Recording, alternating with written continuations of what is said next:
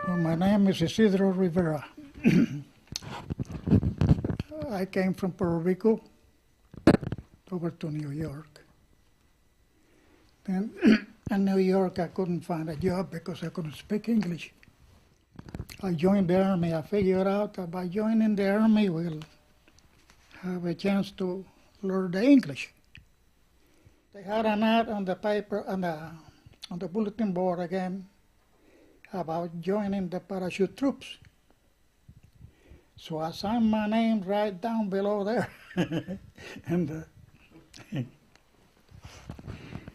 and when he got over to the commanders, he looked at it and he says, "I gotta see Isidro." So he called me out there and says, "You know something? Are you crazy?" I says, "Why?" He says, "You're going to jump out of an airplane. You know that if you join the parachute troops, you gotta jump out of an airplane." I said, "Well, the other boys can do it, so I got a Puerto Rican too." But actually, I wanted to join because I was going to get $50 extra jump pay. And I needed those $50 so bad that I would have jumped out of two planes instead of one. The day came, and they didn't take us. They left us there. We didn't go on D-Day over to Normandy. Anyway, I was glad because after I found out what happened there, I said something was looking after us. We got taken in a plane with all our rigging things. We had to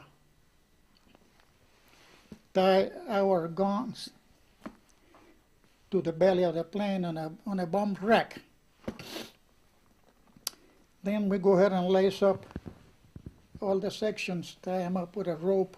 So when they drop from the plane, it all falls within an area that we will take no time at all to assemble the gun.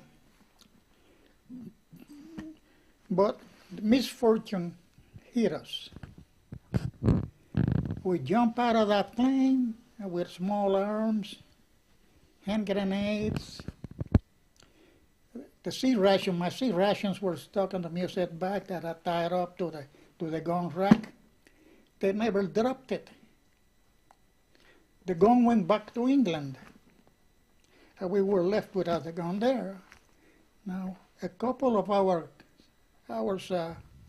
the other planes, they got their guns, but we didn't have any. So we had small arms. And we had to face it. Then, after some time, we pulled out of there, and there was a glider landing too, which they had all the jeeps coming in for the support. We stayed there to defend that bridge, the Norwegian bridge. We had to keep that bridge until Patton comes through. If Patton would have been there in time, it would have been nothing to it. Patton was 3 days late, and we had to work and work and work to keep the bridge intact. Planes will come overhead, the Germans strafe them down, or shoot enough so they cannot aim to the bridge. And we kept the bridge going until Patton came through. One of the fellows wrote home, he wanted to have some Christmas lights for his tree, and they sent him the lights only. Nothing else, just the plain lights. But but there's always a genius, you know, in a group. So I says to him, let's just take some telephone wire and solder to the lights. So we took some telephone wire, cut in pieces to solder to the lights, and then make them in series. There were series lights, and we pick up a tree, a pine tree, and we put all those little lights on there. And when we assembled that tree, and we started singing some carols, and the first sergeant comes in. He says, "Let's pack up and go." I said, "Go where?"